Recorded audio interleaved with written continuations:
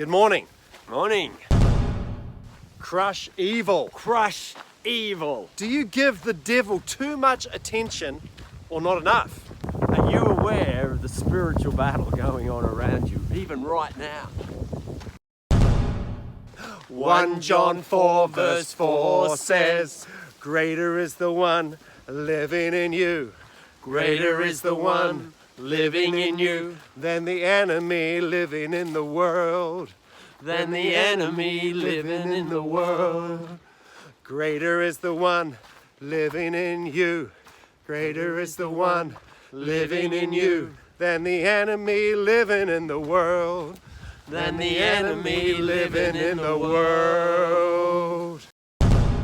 We're into the fourth section on the 33-day challenge. The first one was, of course, obey heaven, serve people, conquer self, and now crush evil. And knowing your enemy and his strategies and what he's doing and your own weaknesses is so important as a warrior. 1 Peter 5 verse 8 says, 1 Peter 5 verse 8 says that the devil is like a roaring lion. Yeah, ready to devour. He's just sort of waiting, looking, ready for you to slip up. Oh, I hate that. Right. Crouching, waiting at the door. That's another verse. Genesis 4 verse 7 says that sin is crouching at the door.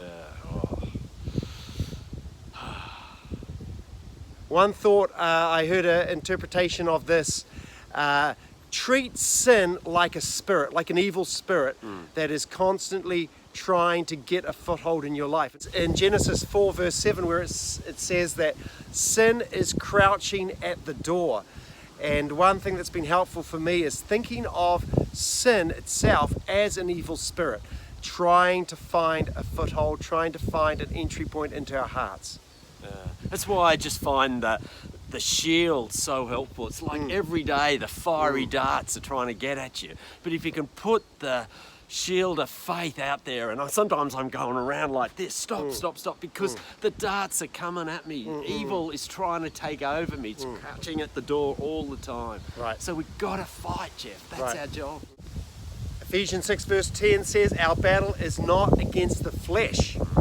There's another good verse. And that whole section, of course, that precedes the armor of God, is talking about we battle not against the flesh, but against the principalities and the powers. Revelation 12:10 talks about the devil as the accuser of the brethren, and it says day and night he's trying to accuse you, and that's how he works most of all, I reckon. He tries to accuse you. So right from the beginning, remember, the devil says to Eve, did God really say that? So he'll try and accuse at any time. So be on guard, watch out. He's prowling all the time.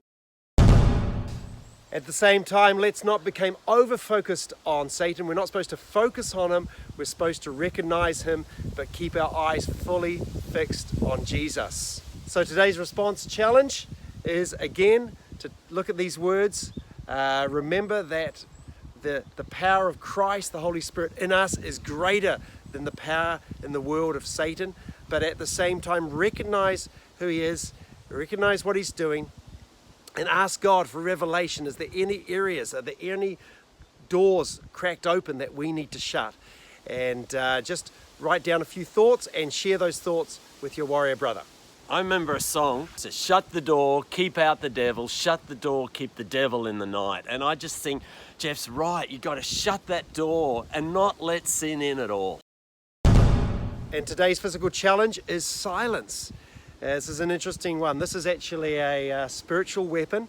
When we know who we are and we can just remain silent before the Lord and rest. And it's something that obviously is missing in a lot of people's lives because our lives are filled with so much activity. We fill up every quiet moment, every bored moment, we just fill it up with something. But let's go and actually take your timer, get your phone or use a timer, put it on for 5 minutes or 10 minutes and just sit in silence and meditate upon truth. Like this word, greater is he who is living in me than he who's living in the world. Have a great day. Have a great day.